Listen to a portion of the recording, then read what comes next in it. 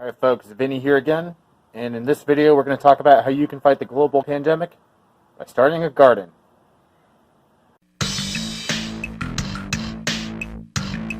greensandmachines.com.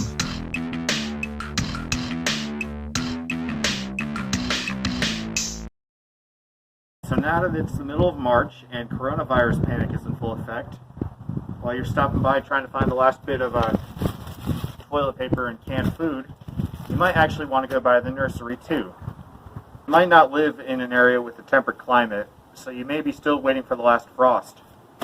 However, you should be seeing your hardware nurseries starting to stock up on plant starts. This is a good opportunity to stop by and grab some plants if you're going to be going into quarantine.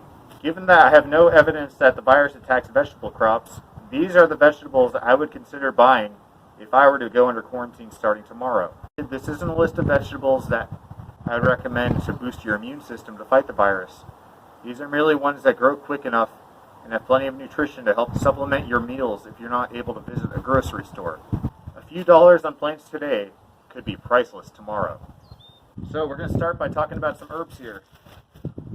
We have herbs like mint and rosemary, and we have also other suggestions such as basil.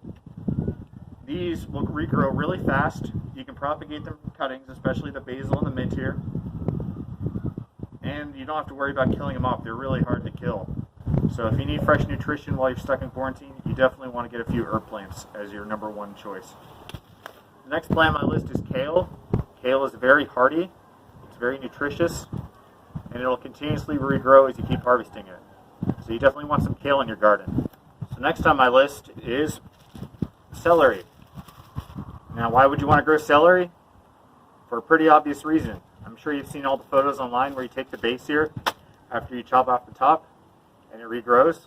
That is exactly why you want to grow celery during a pandemic.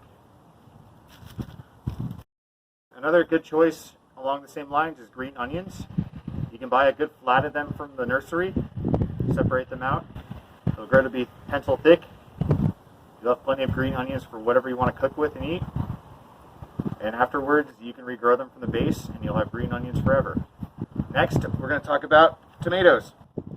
Now, if you buy it from a nursery, they're going to be about this size. But in a few months after you've eaten canned chili and beans for the longest time, you're going to want some fresh tomatoes. So that's why you want to pick up a tomato plant right now.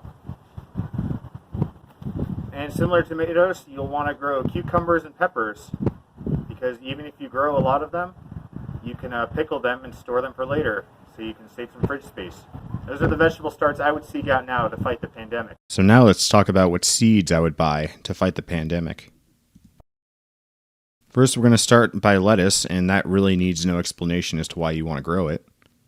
Next, we're going to talk about arugula. It is extremely easy to germinate, grows fast, continuously regrows, and has a very strong flavor. It's also extremely easy to harvest the seeds from to regrow later. I mentioned kale. If you grow kale from seed in conjunction with store-bought plants, you can have a lot of succession planting, or you can harvest a bunch as baby greens for salads. We have radishes. They grow in 30 days. It's extremely quick growing, and it takes up very little space. We have Swiss chard and beets. These two plants are possibly the hardiest listed crops here, and it's impossible to kill them through neglect. Swiss chard is packed with nutrients and regrows fast. Beets are dual purpose, and you can use the leaves for most of the season. And if you want to use the root, you can pull that out and use that too. We have zucchini, and that grows from seed a lot quicker than tomatoes, peppers, and cucumbers do. This also yields a lot later in the season, and once it starts yielding, you won't know what to do with the zucchini. You'll have more zucchini than you would ever need. Bush beans, they're easy to grow. They produce a lot of beans, so you may as well have some fresh beans instead of the canned beans. And we're going to talk about a few root vegetables, carrots and turnips. I don't really like growing carrots, but if you're not going to be able to buy carrots from the store, it's something you'll want to grow in your garden because they grow really quick if you have the right soil mixture. They're very healthy, nutritious, and delicious. And I mentioned turnips. I've never grown turnips before, but in one of Curtis Stone's videos, The Urban Farmer, he mentions that if you're going to survive the zombie apocalypse, you're going to want to grow turnips because they grow pretty fast and they're very high yielding. So those are what I would grow in the event of a mass quarantine if it comes to it. If If you have any other suggestions on what you would grow during an event like this, leave a comment down below.